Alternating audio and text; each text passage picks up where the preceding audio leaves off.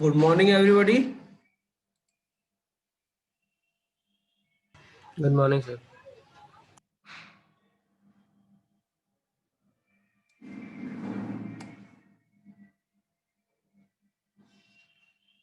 आज बेटा हम लोग डेप्थ फर्स्ट सर्च के बारे में पढ़ेंगे। अब डेप्थ का मतलब जैसे वो ब्रेथ था तो हम लोग क्या कर रहे थे, सेम लेवल पे मूव कर रहे थे। अब डेप्थ में क्या है, का मतलब क्या है कि हम स्टार्टिंग नोड से स्टार्ट करेंगे और डीपर इनसाइड तक के जाते रहेंगे लगातार।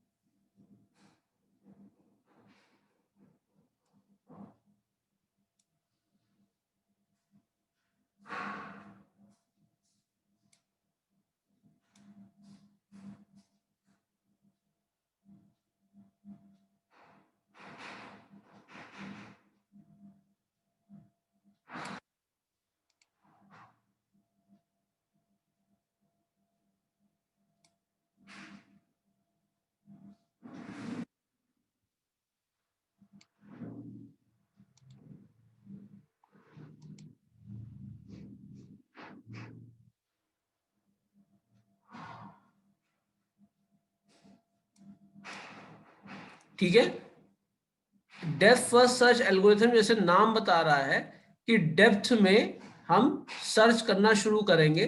डेप्थ का मतलब क्या हुआ कि स्टार्टिंग पॉइंट से स्टार्ट करेंगे और तब तक के हम उसके नेबर्स को एक्सेस करते रहेंगे जब तक के हम उसकी डीपर या डेप्थ में नहीं पहुंच जाते।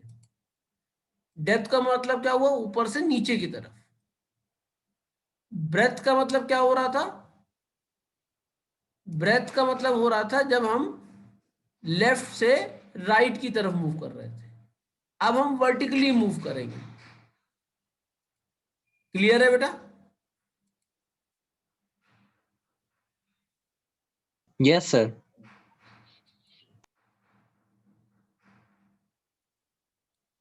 अविरल, अविरल,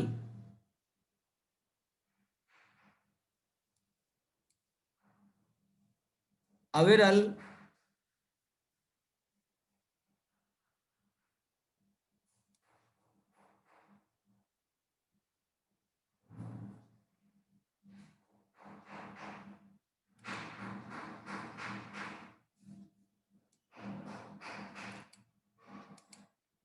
तो और जब हम लास्ट नोड तक पहुंच जाएंगे या लास्ट डेड एंड तक पहुंच जाएंगे तो वहां से एल्गोरिथम क्या करेगा, बैक ट्रैक करेगा, वापस आएगा और फिर से हम जो है उसी तरह से डेप्थ में जाएंगे। यानी पहले हम एक पूरा पाथ एनकाउंटर करके एक्सप्लोर करेंगे और उसके बाद हम दूसरे किसी पाथ पर मूव करेंगे। तो दोनों में अंतर यही है कि उसमें ब्रेथ पे चल रहे थे, इसमें हम डेप्थ में चलेंगे। क्लियर है बेटा? तो ये एल्गोरिथम चलेगी कैसे? Suppose we have to expand from the starting node of graph G, and then we have to go deeper until the goal node is found, or until a node that has no children। इसका मतलब क्या हुआ, leaf node. या तो leaf node encounter हो जाए या गोल encounter हो जाए, तभी हम जो है इस एल्गोरिथम को एंड करेंगे। मतलब एंड कैसे करेंगे, तो ये है कि जैसे ब्रेथ फर्स्ट सर्च में हर एक वर्टेक्स, हर एक नोड चल रहा था, एनकाउंटर हो रहा था, एक्सप्लोर हो रहा था, यहां पे भी हर एक नोड एक्सप्लोर होगा। ऐसा नहीं है कोई नोड नहीं एक्सप्लोर होगा। हाँ प्रतिष्ठा बताओ बेटा।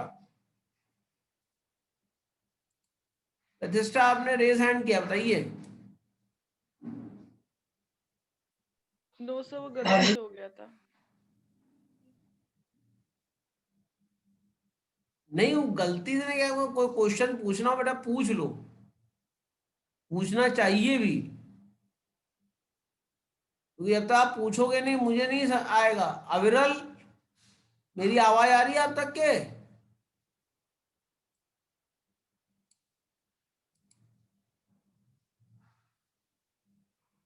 अविरल,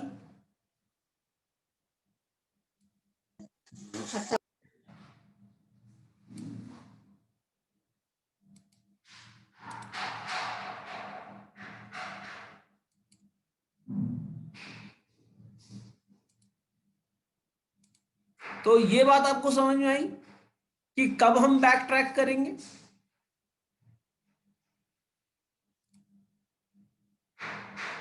अगर यस सर। तो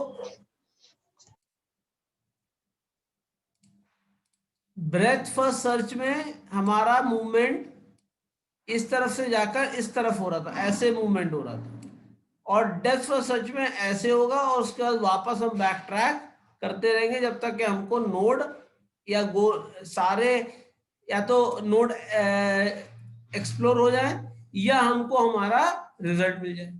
क्लियर है बेटा?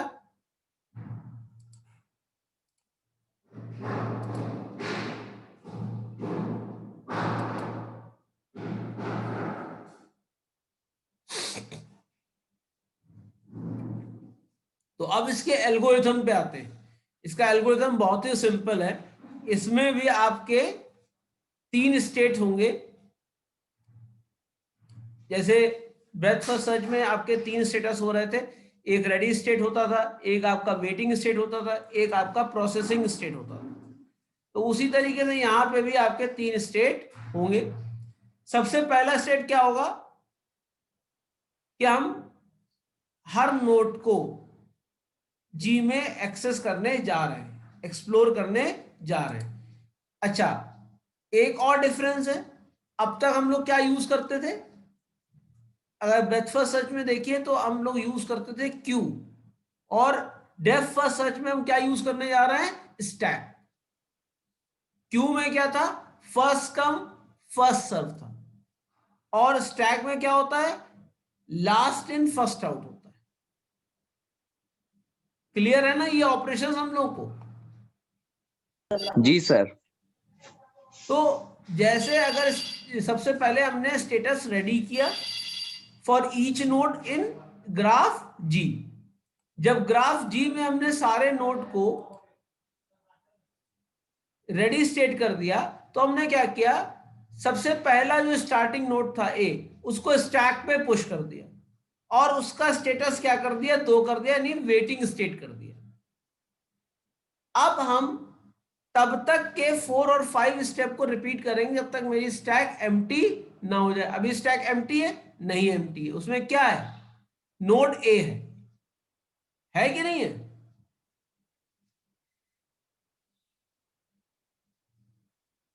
अब हम क्या करेंगे? सबसे पहले टॉप नोड जो एन होगा उसको पॉप कर देंगे, उसको प्रोसेस करेंगे, और उसका स्टेटस सेट कर देंगे 3, यानी प्रोसेस स्टेट।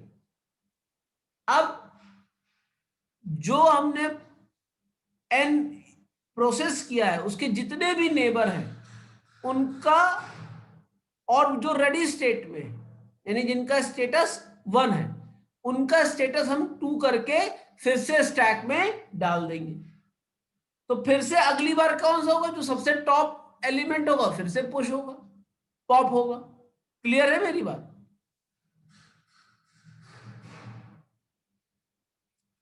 देखिए, जब हम ब्रेथ फर्स्ट सर्च कर रहे थे तो हमारे पास क्यू थी।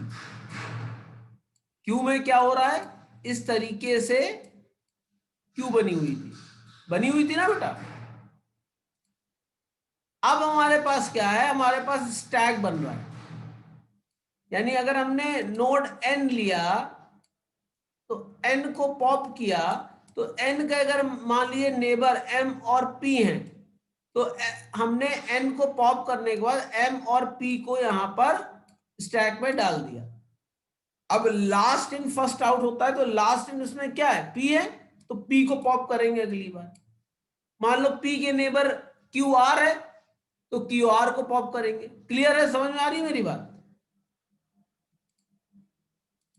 Yes sir. दोनों के ऑपरेशन अलग अलग हैं। बीएफएस में देखो तो जो पहला एलिमेंट है इररिस्पेक्टिव ऑफ एनीथिंग, वो आप वहां से पॉप कर रहे थे, मतलब वहां से आप उसको रिमूव कर रहे थे। यहां पर क्या हो रहा है, यहां पर स्टैक नॉमेनक्लेचर है। स्टैक नॉमेनक्लेचर में क्या होता है कि जो सबसे टॉप पे होता है, जो सबसे लास्ट में आया है वो सबसे टॉप पे होता है। और ये हम कब तक करते रहेंगे, जब तक हमारा स्टैक एम्प्टी ना हो जाएगा। ये एल्गो क्लियर है बेटा, कोई प्रॉब्लम इसमें?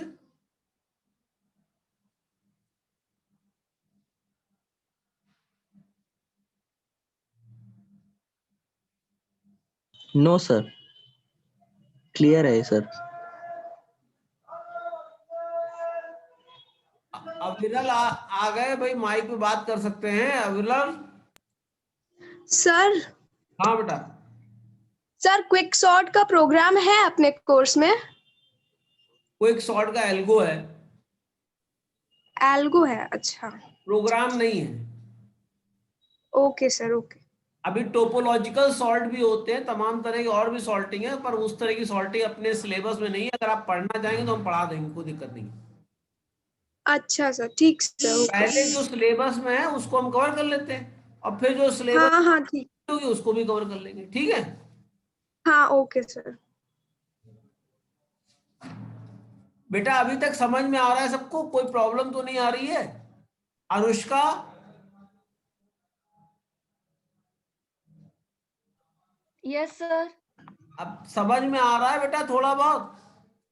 यस सर, आ रहा समझ में। क्योंकि आप ही तो समझे हो। हर्षप्रीत, सर एल्गो एक बार फिर समझा दीजिए। किसको नहीं आ रहा है? सर एल्गो आपको नहीं समझ में आई ना? नहीं सर, नहीं आया जी सही हाँ से। तो फिर से वो समझाते हैं, उसमें क्या दिक्कत है, बताओ तो मुझे। देखो, बीएफएस की एल्गो समझ में आई थी? हर्षप्रीत बेटा, बीएफएस की एल्गो समझ में आई थी? नहीं सर, वो भी अच्छे से नहीं आई थी। तो बोले क्यों नहीं थे?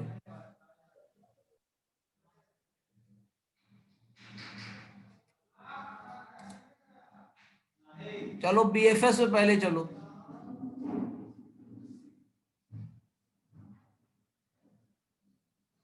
अब यहां पर क्या है, जैसे मान लीजिए ट्री का स्ट्रक्चर या ग्राफ का स्ट्रक्चर, आपका जो ग्राफ होता है वो किस तरीके का होता है?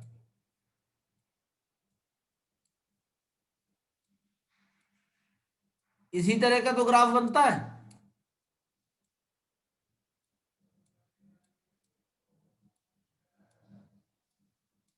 इसी तरह ग्राफ बनता है नहीं? Yes sir. अब जो बीएफएस है वो क्या करेगा, वो पहले सेम लेवल के नोड्स को एक्सप्लोर करेगा। इतना समझ में आ रहा है? ये लेवल 1 है, लेवल 2 है, ये लेवल 3 है, और ये लेवल 4 है। इतना क्लियर है? Yes sir. तो सबसे पहले वो क्या करेगा, इस नोड के लिए काम करेगा, फिर वो इस नोड के लिए काम करेगा, फिर वो इस नोड के लिए काम करेगा, फिर वो इस नोड के लिए काम करेगा, और इस तरीके से वो आगे बढ़ता जाएगा। यहां पर जो बेसिक डेटा स्ट्रक्चर हम लोग यूज करते हैं, बेसिक डेटा स्ट्रक्चर क्या होते हैं हमारे पास? या तो हमारे पास स्टैक होता है या हमारे पास क्यू होता है। Okay sir. यही दो होते हैं ना भाई। या तो आप सामान को इस तरह अरेंज करेंगे कि जो पहले आया वो पहले प्रोसेस हो, ये किसका तरीका है? सर उसका सर क्यू का है। या जो पहले आया वो नीचे दब गया और जो बाद में आया वो उसके ऊपर स्टैब्लिश हो गया, और फिर जो आया वो उसके ऊपर आ गया। तो इस तरह से जो लास्ट में आएगा वो सबसे कहां पे आएगा, टॉप पे आएगा। ये किसका स्टेटस है? स्टैक। स्टैक का। तो बीएफएस में हम लोग जो बेसिक डेटा स्ट्रक्चर यूज करते हैं वो करते हैं क्यू। क्लियर है इतनी बात? Yes sir. अब अगर आप देखें तो सबसे पहले हमने जो स्टेटस था for each node, for each node का मतलब क्या है कि जितने भी नोड ग्राफ में थे, जैसे अभी हमने जो ग्राफ बनाया था उसमें आपके 4-5 नोड थे, यस सर। सारे नोडों का स्टेटस हमने क्या कर दिया, रेडी स्टेट कर दिया। रेडी स्टेट का मतलब क्या, हम किसी को भी एक्सेस कर सकते हैं, ठीक है। Yes sir. अब हमारा कोई स्टार्टिंग नोड तो होगा भाई, कहीं से स्टार्ट तो करेंगे ही, करेंगे कि नहीं करेंगे। Yes sir. तो जहां से स्टार्ट कर रहे हैं वो हमारा नोड क्या है, वो नोड हमने मान लिया ए, और उसका स्टेटस हमने कर दिया 2। 2 का मतलब क्या है कि वो अपनी बारी आने के लिए वेट कर रहा है, प्रोसेसिंग के में आने के लिए वेट कर रहा है। क्लियर है।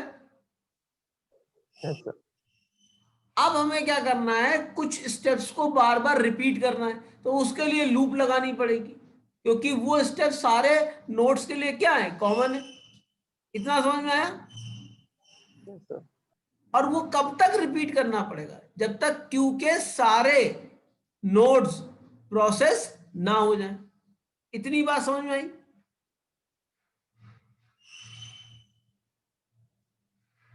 यानी हमको कुछ स्टेप बार बार रिपीट करने हैं, और वो कब तक रिपीट करने हैं, जब तक हमारा क्यू एम्प्टी स्टेट पे ना जाए। इतनी बात क्लियर हुई। Yes sir.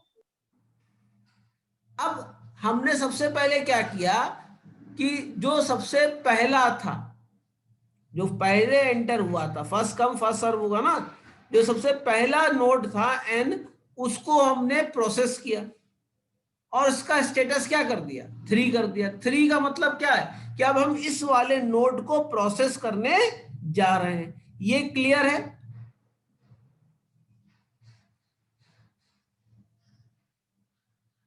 ये सर DQ और नोड एन मतलब क्या हुआ? DQ का DQ और मतलब, नोड एन।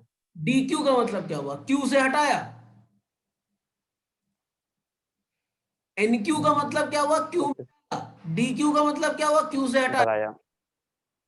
तो Q से किसको हटाओगे, पहले नोड को हटाओगे, आखिरी नोड को हटाओगे।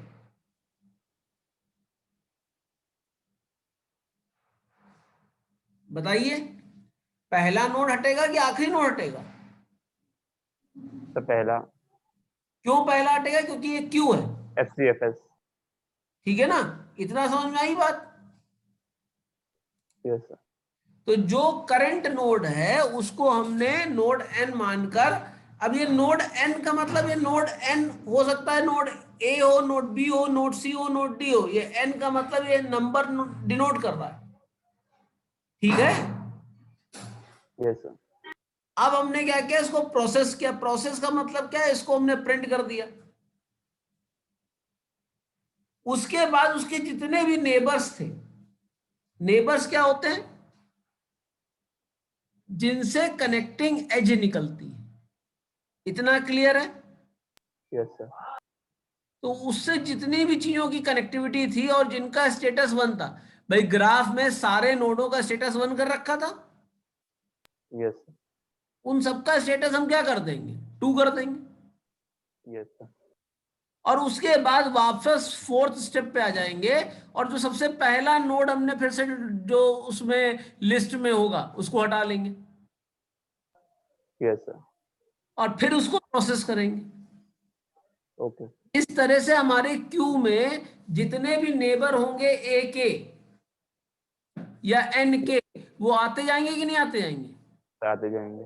और धीरे धीरे प्रोसेस होते जाएंगे। Yes sir. और समझ जब आया। हमको हमारा गोल मिल जाएगा, या तो गोल मिल जाएगा या यस हम सर। एम्प्टी। जो क्यू है वो एम्प्टी हो जाएगा। अगर क्यू एम्प्टी है इसका मतलब गोल एग्जिस्ट ही नहीं कर रहा है। और अगर क्यू एम्प्टी होने से पहले हमको गोल मिल गया, तो इसका मतलब हमको गोल अचीव हो गया है, वही पाथ हम प्रिंट कर देंगे। समझ में आई बात मेरी। यस सर, आ गया। तो बीएफएस समझ में आया सबको।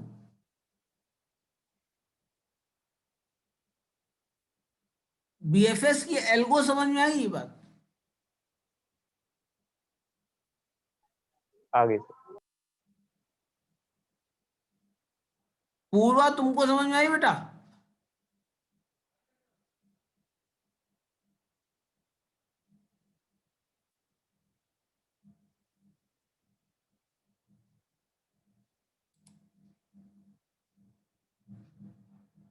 भाई और कोई ऐसा व्यक्ति जिसको समझ में ना आया हो? अदिति,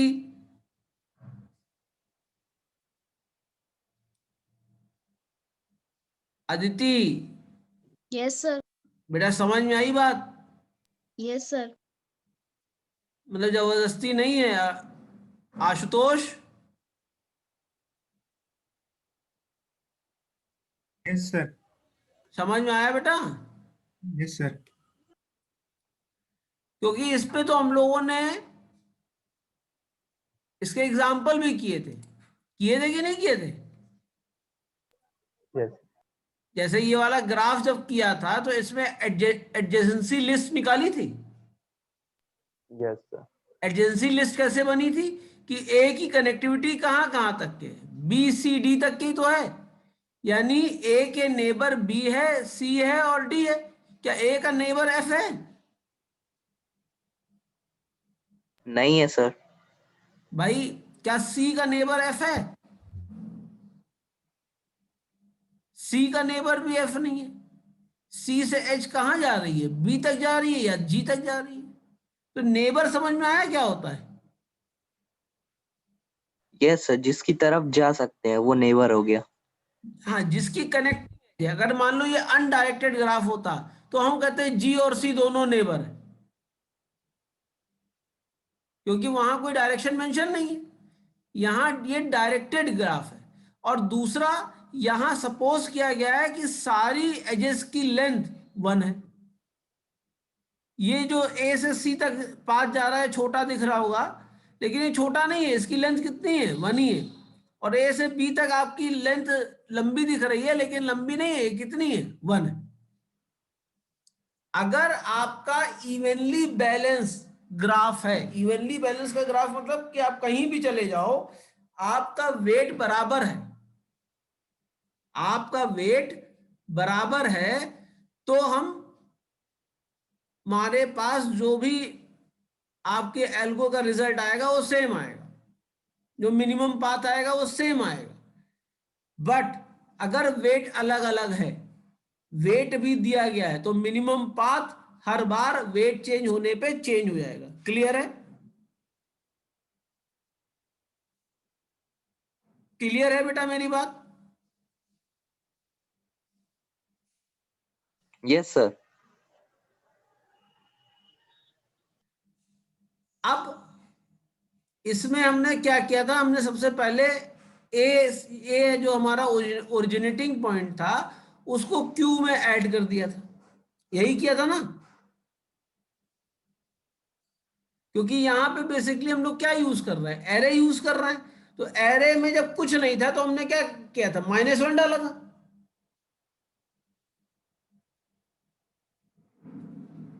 जब एरे में कुछ नहीं था तो हमने क्या डाला था? -1 डाला था। फिर जैसे ही एरे में कोई वैल्यू आई तो हमने फ्रंट और रियर की वैल्यू क्या कर दी? 0 कर दी। ये समझाया था ना आपको पहले? जी सर।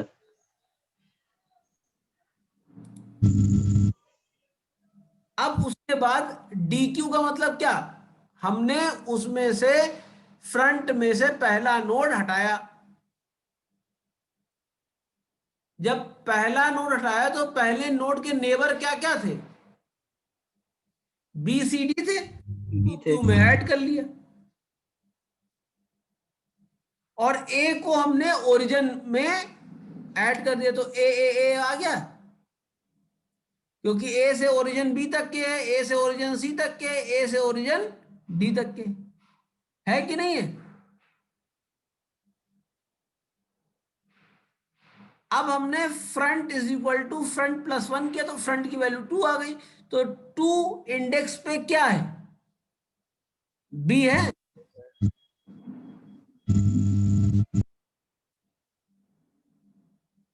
और ये इवनली बैलेंस ग्राफ है, तो चाहे बी हो चाहे सी हो चाहे डी हो, जो भी होगा उसको हम लिख लेंगे। तो यहाँ पे क्या है, बी है तो हमने बी को ओरिजिनेटिंग पॉइंट पे लिख दिया। अब बी के जो है नेबर कौन कौन है, ई है, ई है कि नहीं है? यस सर, सिर्फ ई है। तो हमने यहां पर ई को ऐड कर दिया, यानी बी से ई तक ओरिजिनेशन है। क्लियर है बात?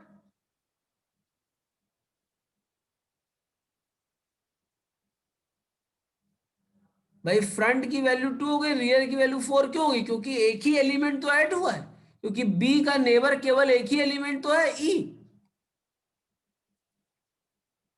इसके बाद हमने क्या किया, फ्रंट की वैल्यू आगे बढ़ाई, तो आगे हमको क्या मिला, सी मिला।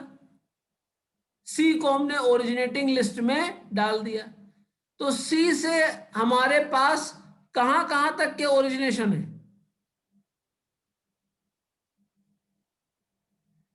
सी से ओरिजिनेशन बी तक के है और जी तक के है कि नहीं है? अब बी पहले से ही, जो बी है वो पहले से ही यूज हो चुका है, प्रोसेस हो चुका है कि नहीं हो चुका है? यस सर, उसका स्टेटस 2 हो चुका है। तो अब हम क्या लेंगे, खाली जी ही तो लेंगे।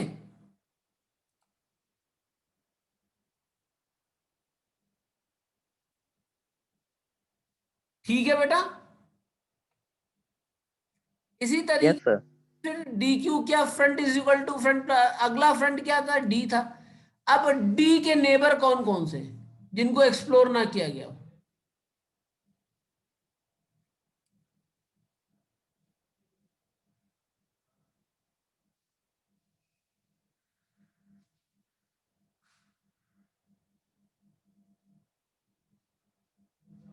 भाई सी और जी है तो उनको ऐड करने की कोई जरूरत नहीं है।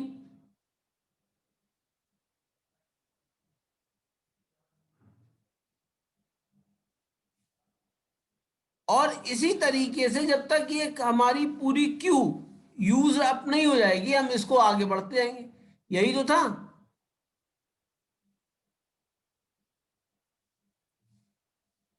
बात समझ में आई थी आपको ये वाली?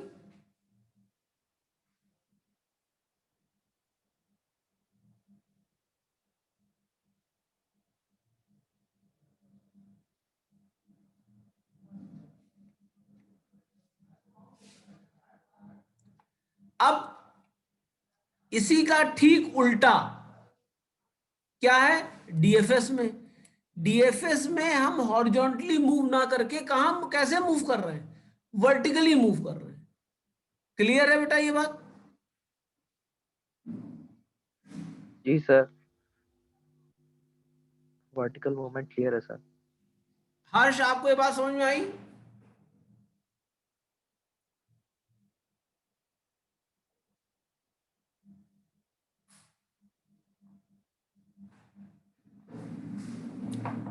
हर्ष,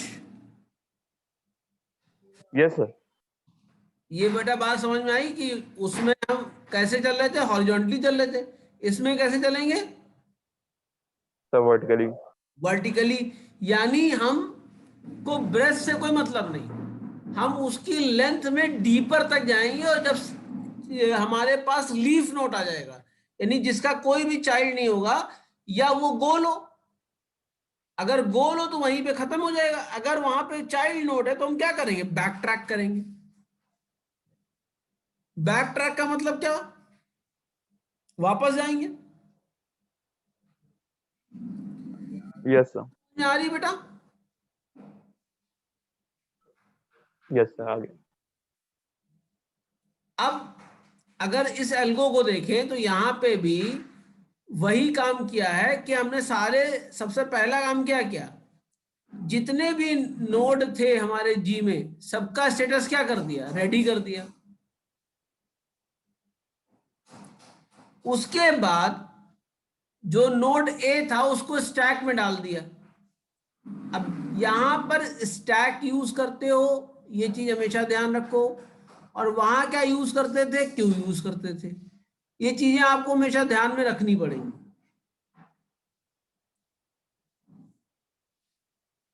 अब यहाँ पर क्या आएगा, यहाँ लीफो यूज होता है, वहां फर्स्ट एंड फर्स्ट, या वहां फीफो यूज होता है।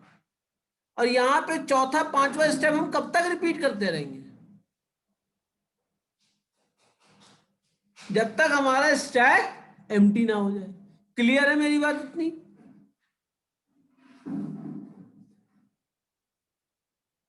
Yes sir.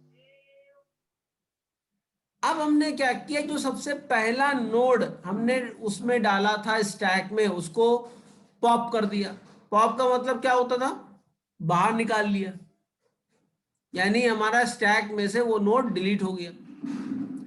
अब जब उसको प्रोसेस करेंगे, प्रोसेस क्या करेंगे, उसको प्रिंट कर देंगे, और उसके जितने भी नेबर होंगे उनको सब रेडी स्टेट से, जिनका स्टेटस 1 था, उनका स्टेटस 2 करके किस में डाल देंगे, स्टैक में डाल देंगे, पुश कर देंगे।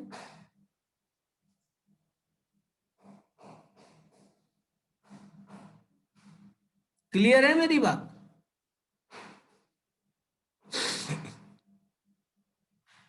क्लियर है ना बेटा ये बात? यस सर, आ गया।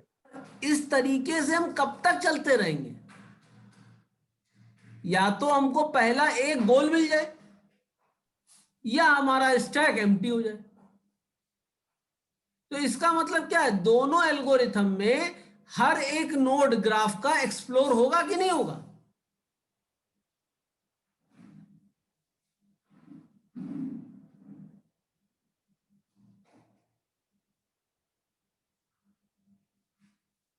भाई उसमें पहले सेम लेवल का हो रहा था, इसमें पूरी हाइट कवर कर रहे हैं। क्लियर है मेरी बात?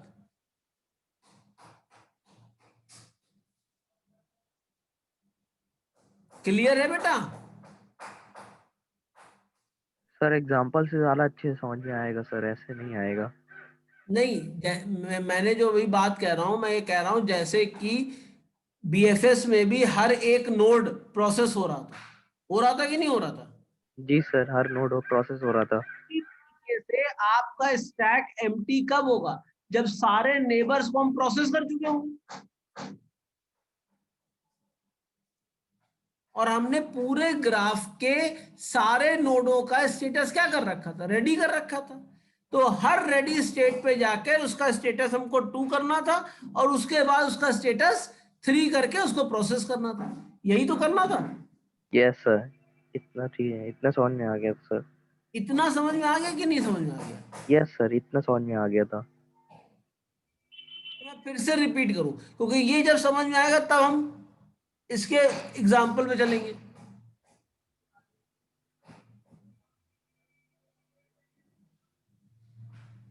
एग्जाम्पल पे चले बेटा, कोई दिक्कत तो नहीं? नो सर, एग्जाम्पल दिखा दीजिए सर। एग्जाम्पल से और क्लियर हो जाएगा। जी सर।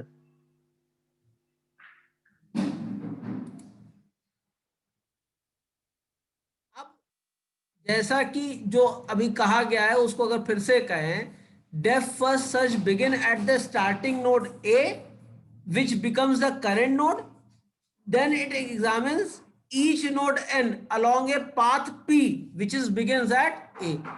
यानी जो पाथ आपने डायरेक्टेड पाथ p बना रखा है फ्रॉम एंड, जिसका ओरिजिनेटिंग पॉइंट ए है, जिसका एंडिंग पॉइंट हमको आगे आगे पता चलता रहेगा, और तब तक पता लगेगा जब तक हम डेप्थ में चले जाएंगे। That is, we process a neighbor of A, then a neighbor of A, and so on. During the execution of the algorithm, we reach a path that has a node n that has already been processed.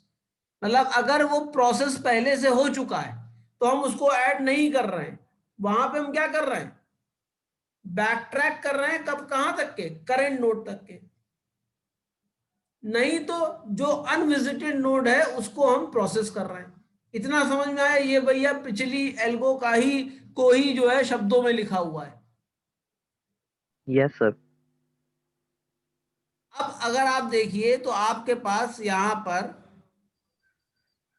ये भी एक constant है, the algorithm proceed, कब तक proceed करेगी, जब तक हम डेड एंड तक नहीं पहुंच जाएंगे, यानी एंड ऑफ पाथ पी। अब पाथ पी हमारा प्रोसेस हो गया, फिर पी डैश में जाएंगे, फिर पी डबल डैश में जाएंगे, फिर पी ट्रिपल डैश में जाएंगे, और ये तब तक कि हम अलग अलग पाथों को यूज करते रहेंगे जब तक कि हमको हमारा गोल ना मिल जाए या सारे नोड ग्राफ के एक्सप्लोर ना हो जाए। इतनी बात समझ में आई?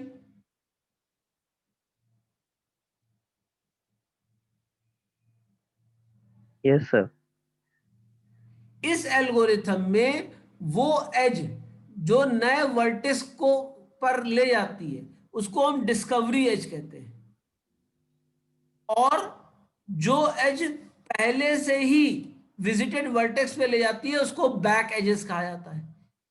तो अब आपसे अगर पूछा जाए व्हाट इज डिस्कवरी एजेस, तो all those edges which are unexplored or which led to a new vertex are called discovery edges। या बैक एजेस कौन सी होती हैं, जो पहले से ही पॉप्ड नोड पे हमको विजिट कराती हैं, उनको हम क्या कहेंगे, बैक एजेस कहेंगे। ये क्लियर हो गया, discovery edges, back edges. Yes sir. इसमें किसी को कोई प्रॉब्लम इतने तक में?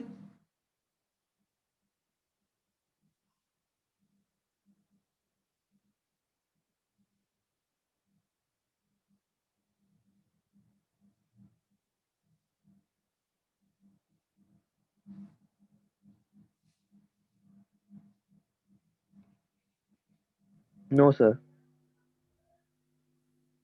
अब यहां पर एक ग्राफ देख लीजिए।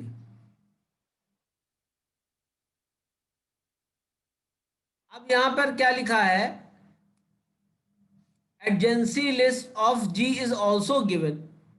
Suppose we have to print all nodes that can be reached from the node H, including H itself। यानी हमको क्या करना है, सारे नोड हमको निकालने हैं जिनको हम S से रीच कर सकते हैं। यानी S से जहां जहां तक जा सकते हैं उनको हमको जो है ट्रेस आउट करना है। तो इसका अल्टरनेटिव क्या है, हम डेप्थ फर्स्ट सर्च का यूज कर सकते हैं इस ग्राफ में, फ्रॉम स्टार्टिंग नोड एच। यहां स्टार्टिंग नोड ए नहीं है, यहां स्टार्टिंग नोड क्या है, एच है। ये आपको गिवन होगा। अगर कभी भी आपसे कहा जा रहा है कि आप पाथ निकालिए, स्टार्टिंग यानी इनिशियल पॉइंट जरूर आपको मेंशन। अगर इनिशियल पॉइंट मेंशन नहीं है तो ग्राफ के टॉप से स्टार्ट करोगे, अगर मेंशन है तो जहां से मेंशन है वहां से स्टार्ट करोगे। क्लियर है मेरी बात? Yes sir.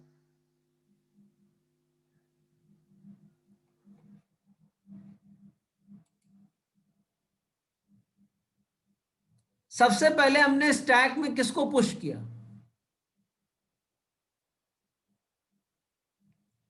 एच को किया। क्यों किया भाई?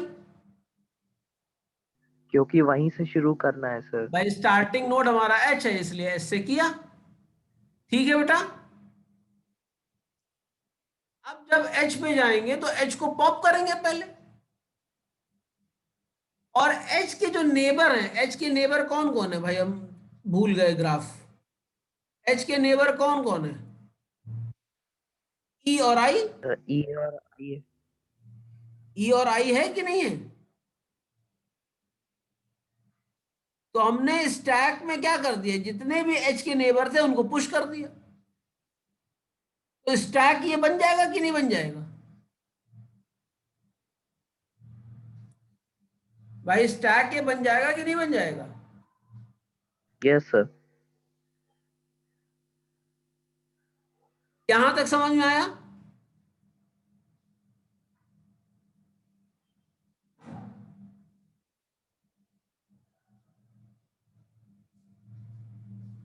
यहां तक समझ में आया बेटा?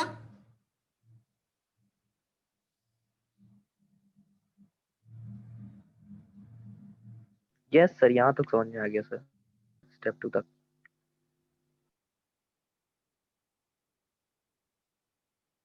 अब अगर आप बताइए तो स्टैक में सबसे लास्ट एलिमेंट क्या हमने एंटर किया था?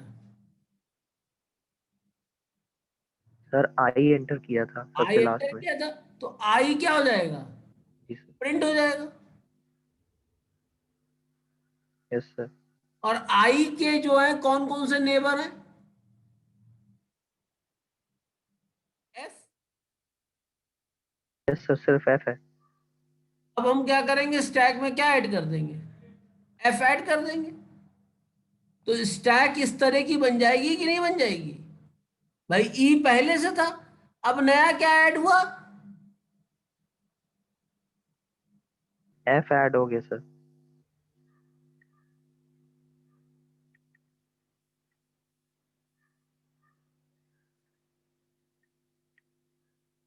अब हम क्या करेंगे, पॉप करेंगे सबसे लास्ट एलिमेंट को। लास्ट एलिमेंट क्या है हमारा? यहां पे कोई डायग्राम में प्रॉब्लम आ रही है?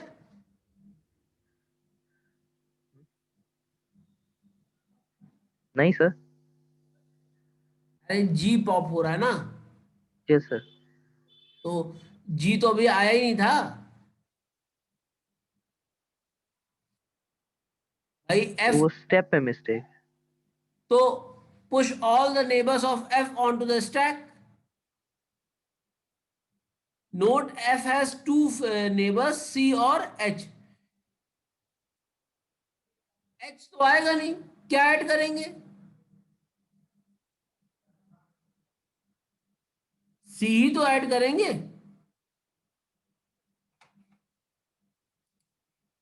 यहां पे ये डायग्राम मुझे सही करना पड़ेगा।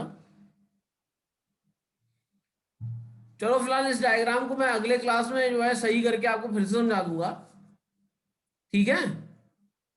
क्योंकि स्टैक चेंज होगी। यहां पे क्या होना चाहिए बी की जगह? बी की जगह क्या होना चाहिए बेटा? सब बी की जगह सी होना चाहिए, क्योंकि सी एफ होना से चाहिए। फिर सी जा रहा है। और यहां पर क्या होना चाहिए? यहां पे एफ होना चाहिए। एफ होना चाहिए सर। तो इसलिए जो है ये स्टैक जो है डायग्राम मुझे थोड़ा सा चेंज करना पड़ेगा। तो पीपीटी भी मैंने आज यस आपको सर। भेज दी थी अभी। तो ये डायग्राम मैं फिर से पीपीटी आपको कल भेज दूंगा, ठीक है? तो इसको अगले क्लास में समझ लेते हैं, ठीक है? Okay sir. तो जब अगले क्लास में पढ़ेंगे तो वो चीज, ये वाली चीज आनी चाहिए, ये वाला प्रिंट एफ। एफ प्रिंट होगा और ई के साथ सी आ जाएगा। सी आ जाएगा। Yes sir. यही तो था। यस सर, सी आ जाएगा एफ की जगह। और फिर अगली बार सी को प्रिंट करेंगे, फिर ये आ जाएगा। बी और जी आ जाएगा सर। तो ये जो जी वाला इधर था, उसको जो है हम क्या करेंगे, वो जी वाला यहाँ पे जी आएगा। वाला लास्ट में आएगा। जी वाला लास्ट में आ जाएगा। तो इसको सही, यस। थोड़ा इधर से उधर हो गया है। एल मतलब डायग्राम लिखा सही है, डायग्राम थोड़ा इधर से उधर हो गया है, ठीक है बेटा? तो जब ओके सर। स्टैक मेरा एम्प्टी हो जाएगा तो हम जो है इसको स्टॉप कर देंगे। और finally H I F C G B, ये देखो ये सही है। यस सर, ये सही है, H I F C G B. बस वहां पे प्रॉब्लम था, तो अभी आप लोगों को नहीं समझ में आएगा, आप लोग आधे लोगों को नहीं समझ में आएगा। इसलिए मैं उसको डायग्राम को जरा सही कर दूं, फिर मैं आपको जो है इसको पूरा फिर से बता देता हूँ, ठीक है? Okay sir. अब फिर हम लोग आगे इसकी कॉम्प्लेक्सिटी और ये सब चीजें देख लेंगे, ठीक है? ये मैंने पीपीटी आपको सेंड कर दी है विद द लेटेस्ट अपडेट्स। बस इसको अभी सही करना है, सही करके भी आपको सेंड कर दूंगा, ठीक है? चलिए फिलहाल फ्राइडे को मुलाकात करते हैं। Thank you. Sir thank you sir.